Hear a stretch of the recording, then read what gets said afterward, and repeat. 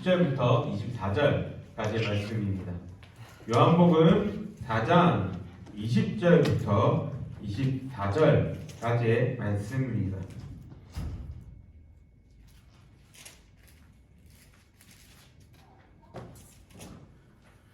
요한복음 4장 20절부터 24절까지의 말씀 다 찾나요? 네, 다 찾았으면 우리 한 절씩 읽어봅시다. 제가 먼저 읽을게요.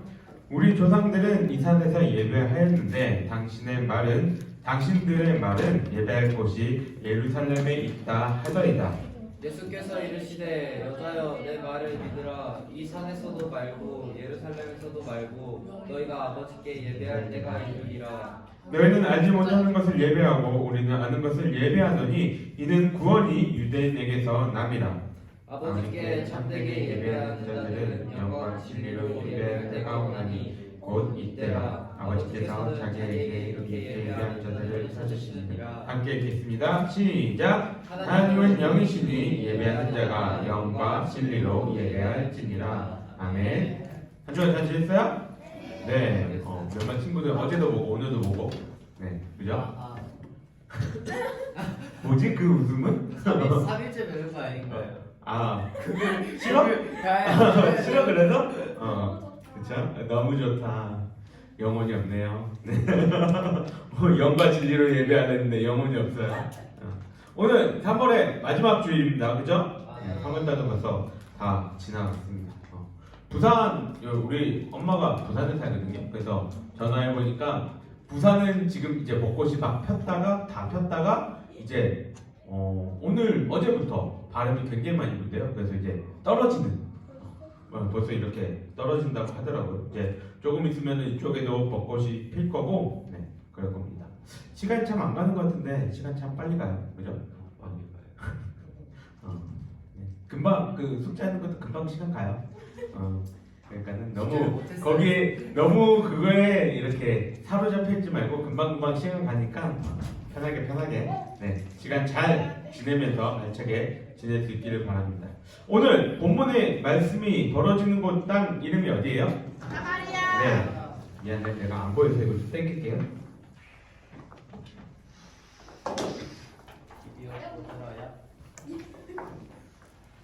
뭐예요?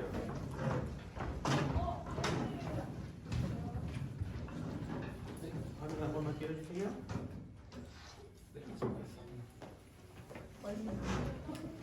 네, 오늘 우리가 찾아볼 곳에 사마리아입니다. 이게 그 이스라엘 지도거든요. 사마리아 어디 있어요? 저기요. 네, 여기요. 여기 빨갛게 있는 이 부분이 사마리아입니다. 그 밑에는 잘 보이진 않겠지만 유대라고 적혀 있고 그 위에는 우리가 잘 알고 있는 갈릴리라고 기록되어져 있습니다. 사마리아는 여기 딱 그리고 중간에 위치한 곳이에요. 우리나라와 이스라엘 사람들의 공통점이 있다면 외국인들에게 이제 외국 나라에게 침략을 많이 받았다는 것이 공통점입니다. 이렇게 침략을 많이 당하다 보면은 한 나라, 한 민족이라는 이 의식이 되게 강해져요. 왜냐하면 함께 어려운 시기들을 이제 이렇게 겪어내기 때문에 자신들이 그런 마음들이 되게 강해지거든요.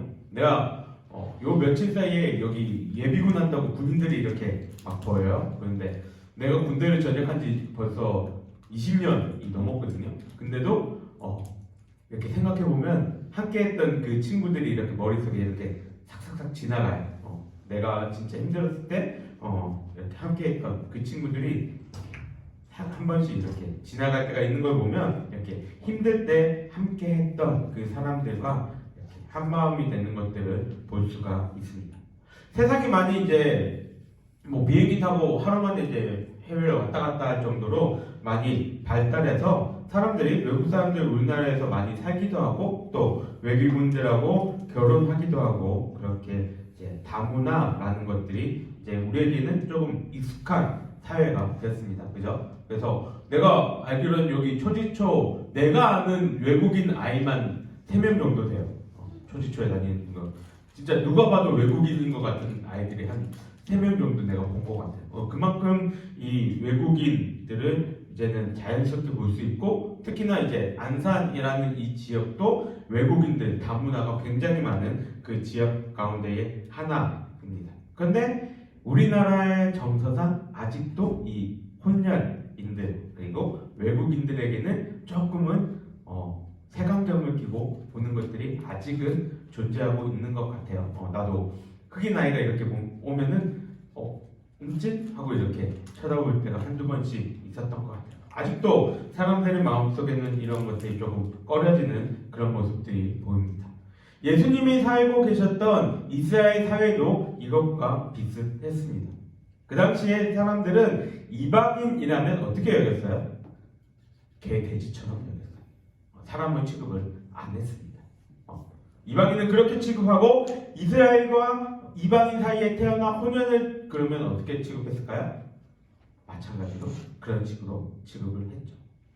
이 사마리아라는 이 지역은 유대 이스라엘 나라가 망한 이후에 포로들이 이쪽에 와서 외국인 아수르에서 이제 사람들을 여기에다가 일부러 아수르 외국인들 살게 하고 이방인하고 이스라엘 백성들을 함께 살게끔 했던 지역이어서 혼혈인들이 그만큼 많은 지역이었습니다. 그래서 사람들은 이 유대에 있는 사람들은 어쨌든 갈릴리로 가려면 어떻게 가야 돼요? 여기 사마리아를 이렇게 지나가든지 아니면 여기 베레아나 데가볼리 이쪽으로 돌아가든지 이쪽 바깥쪽으로 돌아가든지 해야 돼요. 근데 유대에서 사마리아를 지나가면은 하루 혹은 이틀이면 갈 수 있대요. 근데 여기서 함께 그 공간에서 숨쉬고 그들을 맞이하는 것조차 싫어해서 정결한 유대인들은 이것조차도 싫어서 어떻게 갔냐면 이렇게 돌아서 일주일이 넘는 그 기간이 소요된다 하더라도 사마리아를 통하지 않고 이렇게 돌아가는 모습들을 보여줬습니다. 근데 지금 예수님은 어떻게 하시냐면 이 사마리아를 어떻게 하세요? 그냥 뚫고 올라가시는 모습을 보여주고 있습니다. 그리고 사마리아에 있는 그 여인 한 명과 이야기를 나누는 모습이 오늘 우리가 읽은 이 본문 속에서 그리고 요한복음 4장 속에서 나타나고 있습니다. 예수님의 이런 모습 가운데서 신기한 게 몇 가지가 있는데 예수님은 4장 9절에서 이제 이렇게 얘기를 합니다. 이 물을 달라고 하시니까 사마리아 여인이 뭐라고 얘기해요? 당신은 유대인으로서 어찌하여 나에게 물을 달라 하나이까? 라고 얘기를 하고 유대인과 사마리아인이 상종하지 아니함이라라 라고 이렇게 기록되어져 있어요. 그리고 이후에 보면 27절에서도 제자들이 예수님께 이런 얘기를 합니다. 여자와 이렇게 이야기하시는 것을 보고 이상히 여겼다라고 성경은 이야기를 하고 있습니다. 즉 예수님이 지금 이 사마리아 땅에서 이 여인과 함께하는 이 상황이 일반적이지 않은 상황이었다는 것을 우리에게 알려줍니다. 지금도 군동지방 어떤 나라를 가게 되면은 여인에게 말을 걸 수 있는 사람은 그 집안에 있는 남자만 이렇게 말을 걸 수가 있어요. 다른 나라나 혹은 다른 지방에 있는 사람들은 그 여자에게 말을 걸 수 없는 그러한 문화들이 아직도 남아 있는 것으로 봐서 이 사마리아 땅에도 그러한 문화와 관습들이 있었다는 것이죠. 이처럼 예수님은 그 문화와 그 관습 속에서 행하는 모습과는 다른 그러한 일들을 벌이고 계시면서 이 땅 사마리아를 지나가시고 여인과 함께 이야기를 나누십니다. 결국 예수님의 이러한 행동에는 이유가 있다는 것. 예수님 왜 여인과 이 사마리아 땅에서 여인과 이야기를 나누시고 사마리아 땅을 지나가셨을까요? 사마리아 여인과 예수님은 무슨 이야기를 나눴어요? 이게 오늘 이 말씀의 핵심입니다. 무슨 이야기를 나눴어요? 뭐에 대한 이야기예요? 물. 또 뭐에 대한 이야기예요? 물과 어떤 거예요? 예배에 관한 얘기죠. 그죠? 예배에 관한 이야기를 나누세요. 사마리아 사람들도 하나님을 믿지 않던 사람들이 아니에요. 그들도 하나님을 믿고 있었던 사람들이었지만 이들은 유다 백성들이 사마리아 사람들을 싫어했기 때문에 사마리아 사람들도 유다 백성들하고 이렇게 관계를 안 했어요.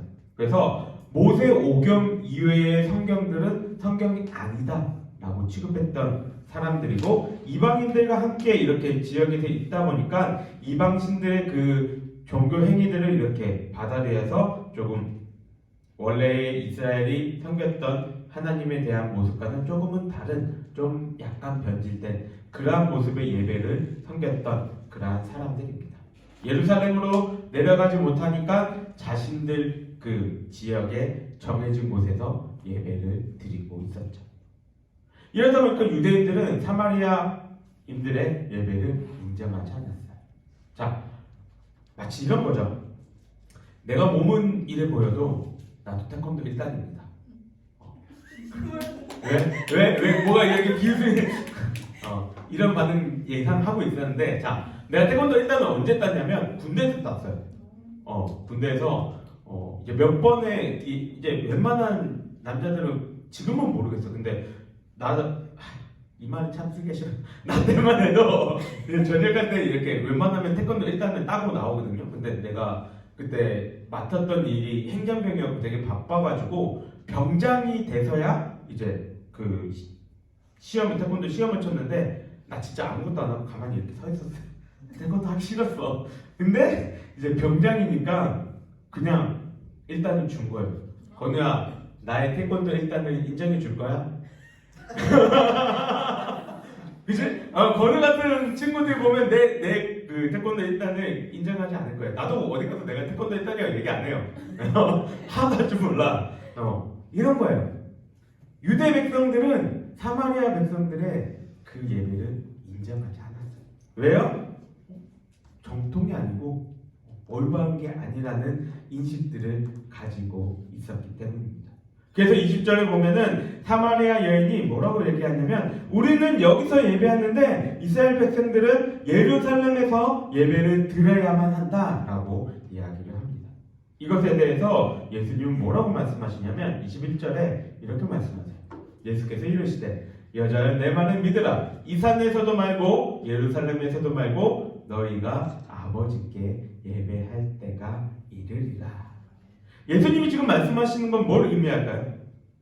이때는 이때의 예배는 어떤 예배예요? 그냥 지금 우리처럼 이렇게 말씀을 듣는 이 예배일까요? 아니죠. 뭐예요? 손잡고 양잡고 하는 성전에서 드려지는 그러한 예배입니다. 이때 예배는 장소에 국한되어 있고 성전에 국한되어 있고 제사장이 드려야 하는 예배예요. 그런데 지금 예수님이 말씀하시는 아버지께 예배할 때가 이른다 하는 이 말씀은 이런 더 이상 제사장들이 필요하거나 성소에서 드려지는 그러한 장소나 이런 것들이 국한된 예배가 아닌 아버지께 직접 예배를 드릴 때가 온다는 것. 그것을 예수님은 어떻게 말씀하시냐? 예수님 자신이 이루실 일을 통해서 그때가 온다고 말씀하십니다. 그 단적인 예로 보여주시는 게 뭐냐면, 예수님이 십자가에 달려 돌아가실 때 성전에서는 어떤 일이 일어났어요? 어떤 일이 일어났어요? 휘장이 찢어졌어요. 그렇죠. 휘장이 찢어졌습니다. 휘장이 뭐예요? 어디에 있던 거예요? 뭐와 뭘 구분했던 거예요? 성소와 지성소. 그렇죠. 성소와 지성소를 구분했던 겁니다. 성소는 뭐고 지성소는 뭡니까? 법계를 보관하는. 어디가 법궤를 보관하는 거예요? 지성소가 법궤를 보관하는 것이죠. 법궤가 있었다는 것은 하나님의 통치가, 하나님의 보좌가 그 법궤 위에 있었음을 얘기합니다. 그래서 그 하나님의 거룩하신 통치가 그 법궤 위에서 이루어지는데, 그 하나님의 거룩하심에 우리 죄 있는 인간들이 함부로 거길 들어가지 못하게 휘장으로 이렇게 막혀져 있었다는 거죠. 그래서 대제사장도 1년에 몇 번 들어갈 수 있어요? 뭐 자기가 들어가고 싶으면 들어갈 수 있는 곳이에요? 화장실과 똑같아요? 아니죠. 1년에 단 한 번 들어갈 수 있었습니다. 그런 곳에 지금 이제 휘장이 찢어진 거예요. 휘장이 찢어진 무슨 의미일까요? 경계가 사라졌어요. 그렇죠. 성소와 지성소의 경계가 사라졌다는 걸 의미해요. 이제 더 이상 하나님의 거룩하심으로 그것을 우리가 바라보았다고 해서 우리가 죽음에 이르지 않는다는 것을 의미합니다. 왜요?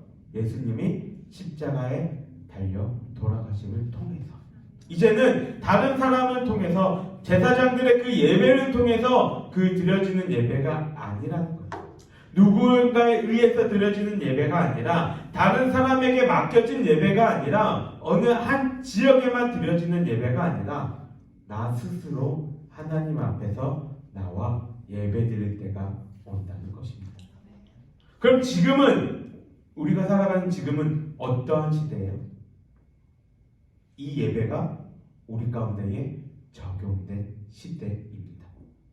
우리 친구들 지금 예배드리기 위해서 양이나 소를 잡아요. 양소 잡으면 나는 오늘 하루 종일 양이나 소를 잡아야 되는데 우리는 예배드리기 위해서 양이나 소를 잡지 않습니다. 예수님이 행하신 그 순종과 헌신으로 인해서 우리는 우리 스스로 이제 아버지 하나님께 직접 예배를 드릴 수 있는 시대에 살고 있어요. 그러면 여러분의 예배는 어떠합니까? 이러한 때를 살아가고 있는데 여러분의 예배는 누군가에 의해서 드려지는 예배입니까? 아니면 나 스스로 아버지께 나와서 드리는 예배입니까? 무슨 말이에요? 전에도 이야기했던 것처럼 우리 친구들 여기 대부분의 친구들은 모태신앙인 거예요. 여러분들이 앉아있는 지금의 이 예배는 어떠한 예배인가 라는 걸 여러분들에게 물어보는 거예요. 여러분 스스로가 선택한 예배인지 아니면 누군가에 의해서 드려지기를 원하는 예배인지. 부활절이 되면 이번에도 우리는 세례식을 이렇게 거행을 합니다. 세상에서는 몇 살이 성인이라고 얘기해요? 몇 살 정도가 자기 스스로가 자신에 대한 것들을 이제 책임질 수 있는 나이라고 얘기해요? 만 18. 그죠? 근데 교회에서는 몇 살 때 세례를 받을 수 있어요? 만 15세라고 얘기를 합니다. 그러면 무슨 말이에요? 만 15세 정도가 됐으면 여러분들의 신앙을 여러분들이 스스로 선택할 수 있다라고 이야기를 하는 거예요. 세상은 너무나 할 게 많습니다. 근데 학생의 이때에 여러분들이 내 신앙에 대해서 강요해 보기가 딱 좋은 시대가 딱 여러분들의 그 시기인 것 같아요. 너무나도 자유롭고 할 게 많은 이때에 난 과연 무엇을 선택하는가?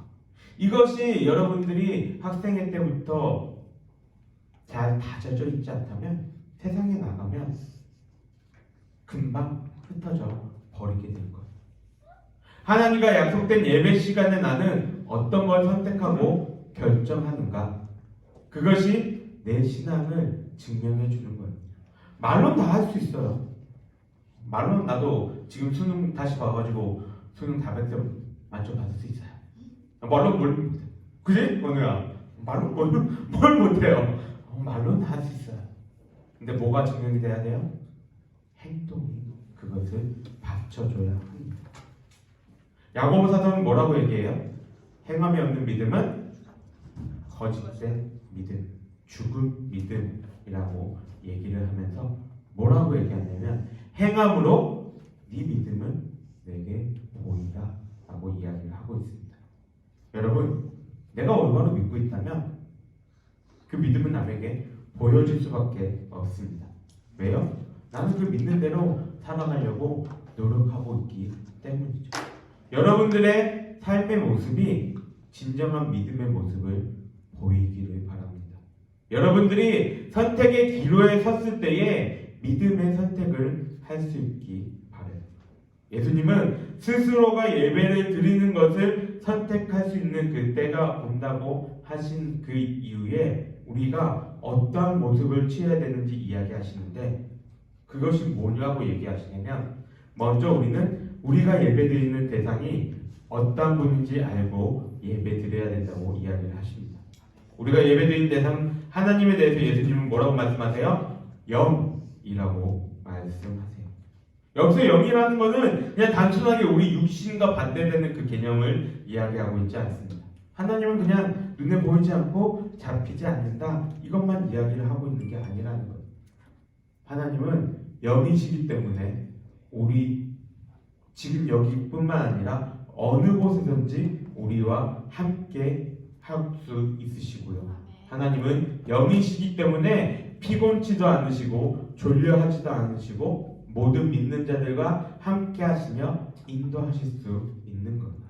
결국 하나님이 영이라는 것은 하나님은 사랑이시라 하나님은 빛이시라 같이 하나님이 어떠한 속성을 지니고 있는지 그거를 우리에게 알려주고 있습니다. 그렇게 스스로 예배하고자 하는 우리는 어떻게 예배해야 된다고 24절 이야기합니까? 하나님은 영이시니 예배하는 자가 뭐래요?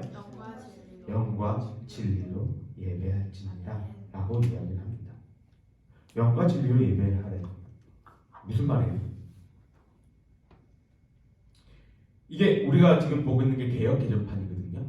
옛날 때 개역 한글판이에요. 그러니까 개역 한글판에는 이 번역을 뭐라고 얘기하냐면 신령과 진정으로라고 이야기를 합니다. 무슨 말이냐면 우리가 우리의 마음과 정성을 다해 우리의 영혼을 다해서 진심을 다해서 예배를 드리라 라고 있는 것입니다.